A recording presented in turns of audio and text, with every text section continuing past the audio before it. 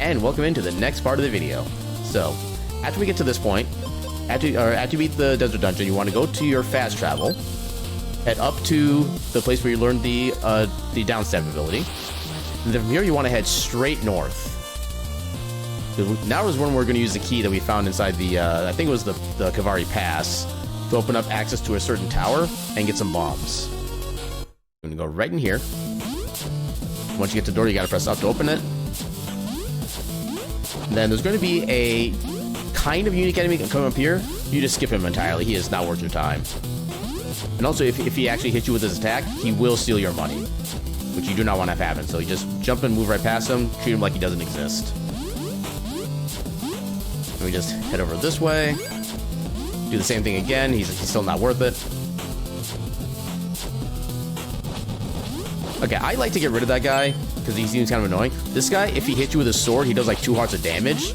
You want to avoid damage as much as possible. Now, when he does this downstab attack, you can actually slow him down by attacking him. So that's kind of a good way to be able to get some free attacks in. You just have to do that when we get the key. Now we have our bombs, which will let us access the cave to free the blacksmith wife. So from here, you start heading southwest. Well, still avoiding random encounters. Yeah, random encounters aren't the worst thing, but they're definitely annoying too. Oh, you gotta be kidding me. Yeah, case in point. Yeah, like I said, they're nice and simple though. Welcome in, Kyofu, and thank you for the lurk. So you come up here, you press the whatever button you have set to this action right here, blow up the cave, and you enter. Now, this section will have one little platform traversal area that you cannot, at all, despite all my attempts to do so, skip with an extended long jump. So once that section comes, I will show you properly what it is. I've always found it's quicker to just use this path up here to get down to the ladder. Down over here. Okay, so this section right here, you cannot skip this with an extended long jump. And even if you could, there's this little upward moving platform right here that would completely kind of cock block you to begin with. So wait for that to come down. Come back through this way. If you want to take those guys out, you can for simplicity, or you can just dash through them. Either one kind of works. Then we have another fight with the same skeleton that we fought inside the tower. Oh god. Yeah. Yeah, some well-timed dodges will help save you from a lot of... Why are you not doing your jump attack? There we go. Then we button mash through her. And then while you're here, you want to pick up as much money as you can. Because we want to make sure we have at least a minimum amount to upgrade our boomerang when we first get through that. And I'll show you how to get the boomerang in this section as well.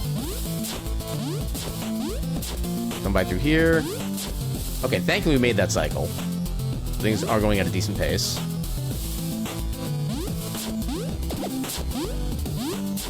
Yeah, pretty much any of the little crystalline things you find on the floor, like with these green ones over here, you want to get those to get some extra money. You don't have to get necessarily every single one, but just the more you can get, the better.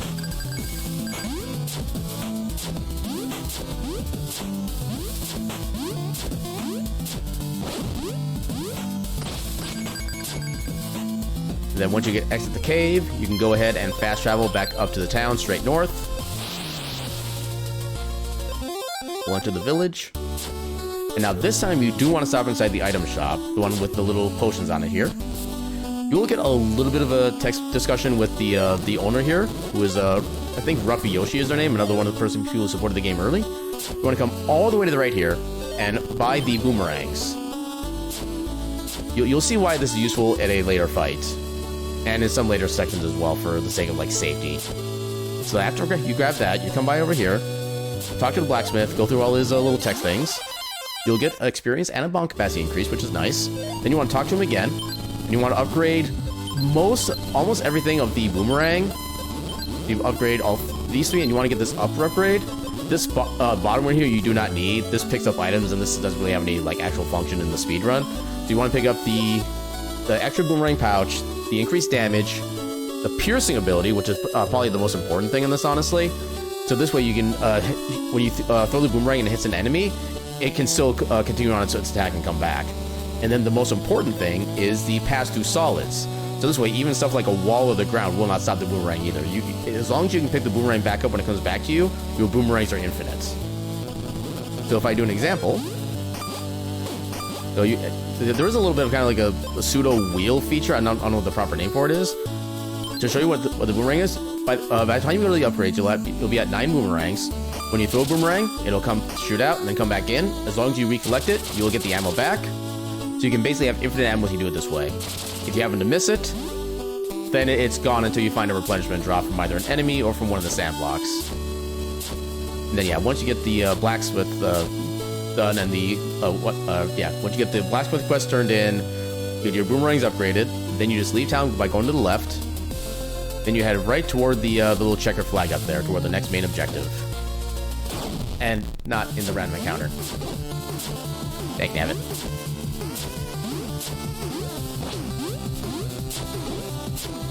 Oh god. Alright, so we come up in here. We'll enter here. This section, I believe, is fairly straightforward.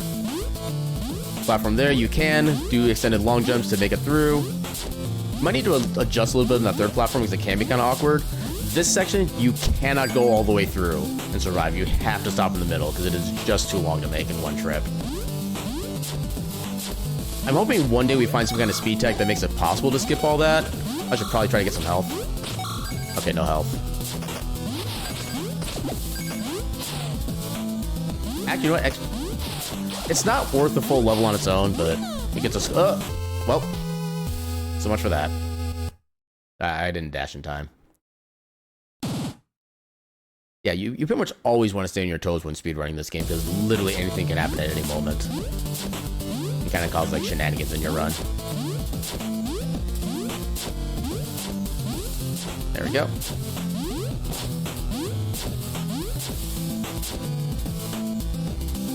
And yeah, if you get caught in the spikes and the squish like that, you just straight up die. Your health doesn't matter. Your full health, free one hit free status doesn't matter. You just straight up die, and it is a time loss, so I advise against that.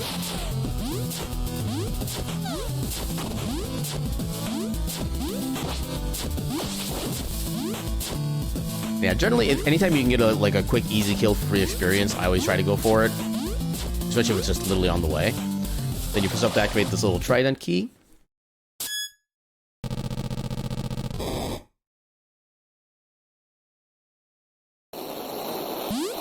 Over through here, and you'll get your first elemental orb.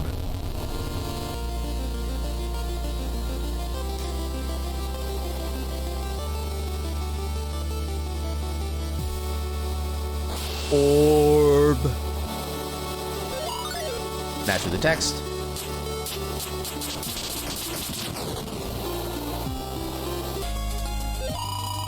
Then you get the little text box here.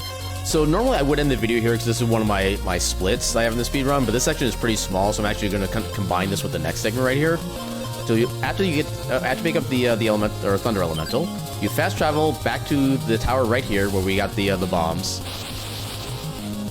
You'll head east, and then once you get up to this little yellow laser here, you want to basically activate it so you can disable it. Then you come up here through the little forest area. Reflect more grenades to get some more free XP.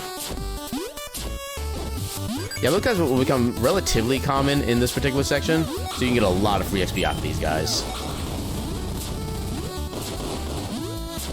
And yeah, the red gunners you will learn to hate. They are so freaking annoying.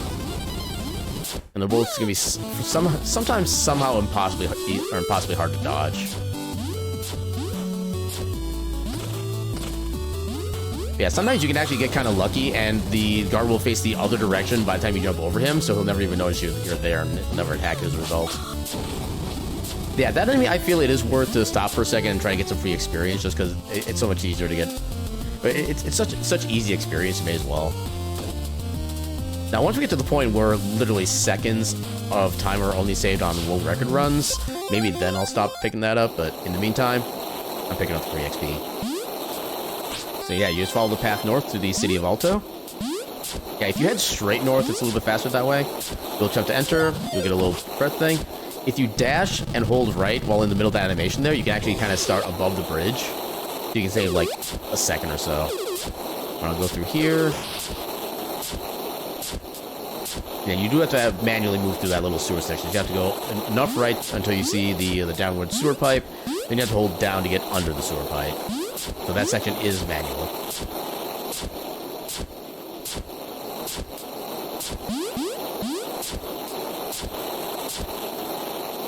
Alright, now we get to the actual stage.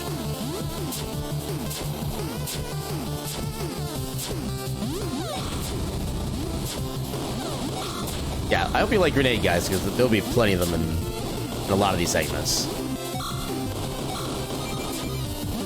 Okay, I didn't mean to go all the way up there, but it kind of worked. Yeah, those guys I'm not always interested in trying to get the experience for, because they can be kind of annoying with the way they're positioned. Then we get to one of my, kind of like my I guess my chillest favorite themes of the game. I just love the vibe of this tune. Especially the opening bass line. I feel like there's not enough like video game tracks that kind of focus on the bass lines for their stuff. Oh. Always get the checkpoint. If you dash through here constantly, you can just get those electrical beams outright. It's just another thing of can't stop, won't stop.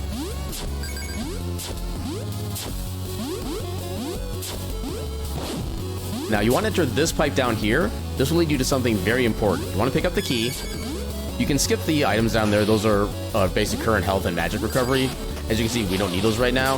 If you're in a spot in the run where you need them, like you're at like half a heart, feel free to grab them. But otherwise, they're not really required for anything. Sure, we'll grab that. Why not? Okay, then we head left to this door. I always forget to go left here. Jump over this guy and just keep dashing. Treat him like he doesn't exist. Try to jump in between the second and third bullet, so that way you can kind of dash through the third one and take no damage. And as long as you get him off the screen, he'll no longer chase you. Also, that spider will always hit you when you go to that section. I need to figure out how to avoid getting hit there, because getting hit just in general is annoying. Free XP. I would grab the bomb, but we haven't actually used any of those yet. Also, these guys are annoying. You don't have to kill them like that, but their bullets do 2 hearts of damage. You want to be especially careful around them. So this screen will teach you a little mechanic of once you trigger an alarm, it'll set off basically... I'm just realizing something. So when you trigger this, it'll, within like a second or two, it'll set off an electric surge that'll basically massively damage anything that's in the water, including enemies and including you. However, you can use your iframes. Okay, if you time it correctly, you can use your iframes from your dash to basically avoid the damage outright. There I did not make it because I actually didn't recognize what kind of timing I needed. There, just like that. As long as you dash at the right time, you can entirely avoid the damage from that, so you don't even need to stop for those. So you come in here, open up this chest. And yeah, we needed the key in order to get access to this, so that's why this is important. The gun will be very useful for a couple of boss fights later on. But yeah, so after you get through this section, you wanted to go up here to be able to get the gun. I kind of glossed over that when I first went in there, so my apologies for that. I was kind of a little too much focused on trying to figure out how the light timing works. But yeah, in some cases you do have the ability to just completely skip through these like they don't exist, which is nice. Oh, I didn't time it right. Yeah, it's probably like maybe a second to a second and a half before you want to actually activate the dash to avoid the damage. Yeah, it should be good. We've got some extra XP from both the XP bubbles and doing that other stage again, so... Oh, wait, you can actually see in the little electrical bars there. So yeah, just as soon as they're about to empty is when you want to do the dash then, to avoid the massive damage.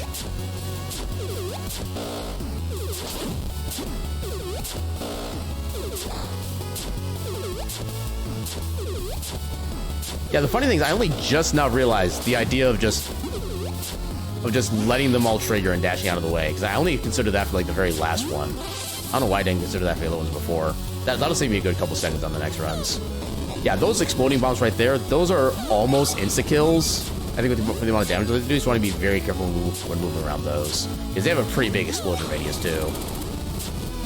Honestly, pretty much all the explosions in this game have a surprising radius. Yeah, you actually kind of want to wait for the electrical cycle there, because it is very unforgiving otherwise. And you usually get enough time to take care of that grenade guy as well. So if you get 3 straight dashes there, you can get in just enough time to get their grenade to knock back into the guy's body. Yeah, anything you do to avoid bullet damage in this area is generally well recommended, because they do, like I said, a lot of your health.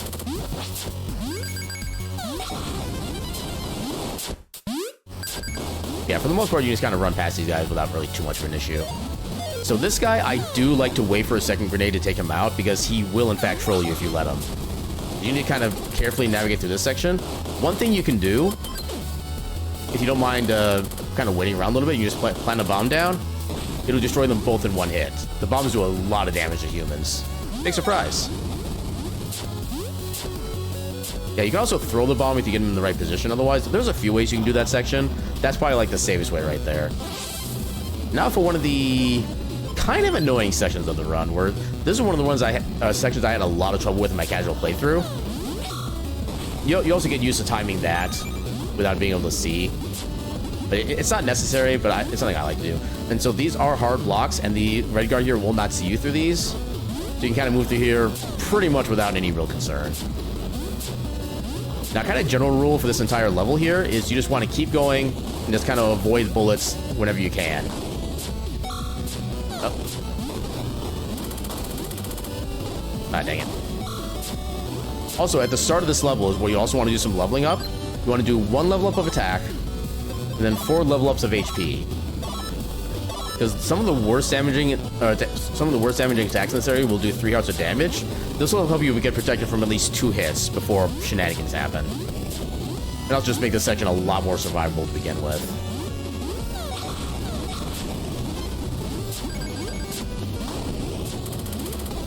Oh, yeah, stuff like that, like I mentioned, does 2 damage.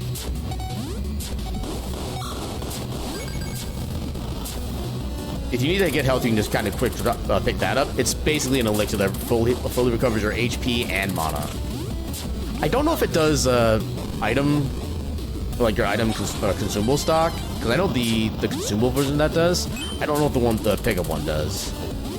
So it could be another way to be able to recover your ammunition as well if you're low for whatever reason. Actually, okay, so I think it does replenish your ammo as well. That's actually good to know. So yeah, if you're low on health or ammo, you just pick up that little blue potion there, and you should be basically good to go.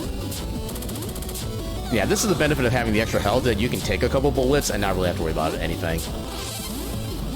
So once we get to here, we want to get the boomerang ready for this upcoming boss fight. This boss fight is pretty predictable, I would say. He does attacks pretty much all in the same pattern. So usually start off with a dash or 2, maybe 3. They'll hop over here, start shooting some bullets. You can pretty much easily dodge these for the most part. Once he's doing this, you can attack him with your sword for a little bit. And then once he throws his balls, that's when you start throwing the boomerangs. That's when you get the most effectiveness out of the damaging on those.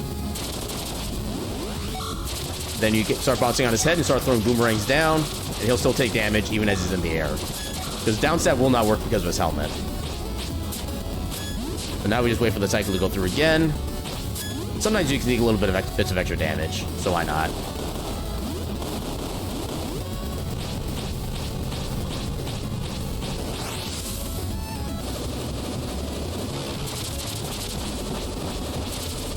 There we go. Yeah, this boss was really hard to fight the first time, but once you know what the tricks are, he's actually really simple.